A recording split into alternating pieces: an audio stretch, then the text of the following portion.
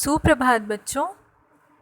आज हम एक नया पाठ शुरू करने जा रहे हैं जो कि एक कविता है। और जैसा कि आप देख सकते हैं इसका शीर्षक है दादाजी।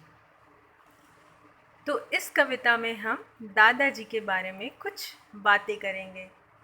आइए देखते हैं कवि इस कविता के माध्यम से क्या कहना चाह रहा है।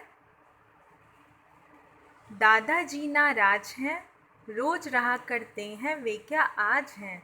पता नहीं चल पाता है कि वे किससे नाराज हैं। बच्चों से नाराज हैं कि बूढ़ों से नाराज हैं। चतुरों से नाराज हैं कि मूढ़ों से नाराज हैं। कचरों से नाराज हैं कि कूड़ों से नाराज हैं। चोटी से नाराज हैं कि जूड़ों से नाराज हैं।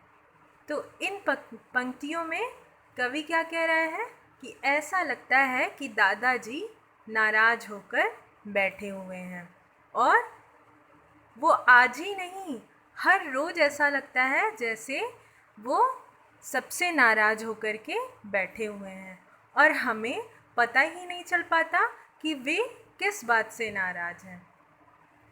ये भी नहीं समझ आता कि वो छोटे बच्चों से नाराज हैं या किसी बूढ़े से नाराज हैं कि मूढ़ों से नाराज है, किसी चालाक व्यक्ति से नाराज है या फिर किसी मूर्ख से नाराज है। कचरों से नाराज है या कूड़ों से नाराज है।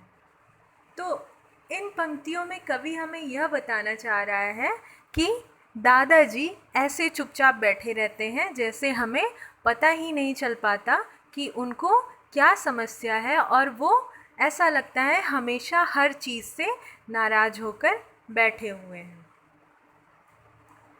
दादी जी नाराज नहीं, सॉरी, यहाँ पे देखिए, दादी जी नाराज हैं, रोज रहा करते हैं वे क्या आज हैं।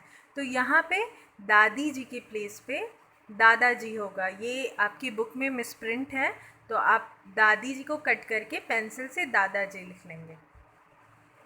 दादी जी नाराज हैं की जगह पे क्या होगा, दादाजी नाराज हैं। तो आइए अब हम अगली पंक्तियों को पढ़ते हैं। दादाजी नाराज हैं, रोज रहा करते हैं वे क्या आज हैं। दादाजी नाराज नहीं, उन्हें हुआ है क्या, यह कोई राज नहीं। गुमसुम है अपने कमरे में, उन्हें बुलाए जो ऐसी आवाज़ नहीं।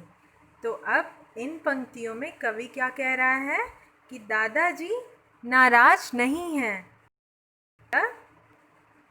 वो चुपचाप गुमसुम से अपने कमरे में इसलिए पड़े रहते हैं क्योंकि उनको बुलाने वाली अब कोई आवाज़ नहीं रही। मतलब कोई उनको बार बार बुलाने वाला नहीं रहा। अब ऐसा क्यों है? तो आइए अगली पंक्ति के माध्यम से हम जानने की कोशिश करते हैं कि दादाजी को बुलाने वाली आवाज़ें क्यों नहीं रही।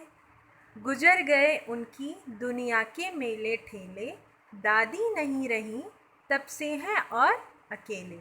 तो बच्चों, आपको पता चला दादाजी गुमसुम क्यों रहते हैं? क्यों? क्योंकि उनकी पूरी ज़िंदगी तो बीत चुकी है और अब दादी भी नहीं रही। तो जब से दादी नहीं रही तब से उनको बार बार कोई बुलाने वाली आवाज़ें भी नहीं रही और तब से वह चुपचाप अकेले गुमसुम से अपने कमरे में पड़े रहते हैं और ऐसा लगता है जैसे वो सारी चीज़ों से नाराज़ होकर चुपचाप बैठे हुए हों। कहाँ चले ए बच्चों उनको साथ लो, अपनी नरम अब उनका हाथ लो। ले जाओ उन बगीचों के फूलों में, अपने साथ झुलाओ उनको झूलों में। और इन पंक्तियों में फिर कवि हमसे क्या कहना चाह रहा है कि बच्चों, अब अपने दादाजी को साथ लो और अपनी नरम मुलायम सी हथेली में उनके हाथ को पकड़ो और उनके साथ साथ बगीचों में उनको घुमाने ले जाओ। और जैसे तुम झूले में झूलते हो वैसे उनके साथ झूला भी झूलो। फिर देखो लड्डू की चोरी करने में साथ तुम्हारे ये भी चल फंस सकते हैं। हंसते हो जिस तरह उस तरह वे अब भी हंस सकते हैं। चूको मत वे कल न रहेंगे आज हैं। भूल जाओ कि दादाजी नाराज हैं। तो अगर बच्चों तुम अपने दादाजी के साथ मिलजुल कर रहोगे, उनके साथ घूमने जाओगे, उनसे बातें करोगे, तो फिर उनका जो अकेलापन है, वो चुपचाप गुमसुम से अपने कमरे में पड़े रहते हैं, वो सारी चीज़ें भी दूर हो जाएंगी। और फिर जैसे तुम लड्डू चुराते हो या कोई मम्मी सामान छुपा के रखते हो, तो उस तरह से दादाजी भी तुम्हारी तरह तुम्हारा साथ देंगे, तुम्हारे साथ चोरी करेंगे। और जिस तरह तुम हंसते हो उस तरह वो अब भी हंस सकते हैं। तो हमें ये नहीं समझना चाहिए कि हमारे दादाजी चुपचाप कमरे में पड़े हुए हैं तो हम उनको ऐसे ही छोड़ दें। उनके साथ बातें करनी चाहिए, उनके साथ मिलजुल कर रहना चाहिए, उनके साथ पार्क घूमने जाना चाहिए, ताकि उससे उनका अकेलापन दूर हो सके।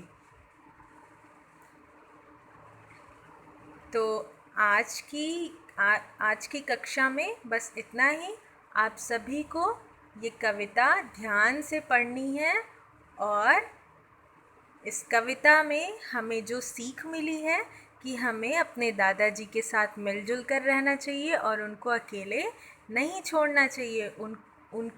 उनको अकेलेपन का एहसास नहीं होने देना चाहिए। तो आप सब उनके साथ मिलजुल कर रहेंगे और उनके साथ खेलेंगे और इस कविता अच्छी तरह पढ़ेंगे, समझेंगे और इसके कठिन शब्द को अपनी कॉपी में लिखेंगे। धन्यवाद बच्चों।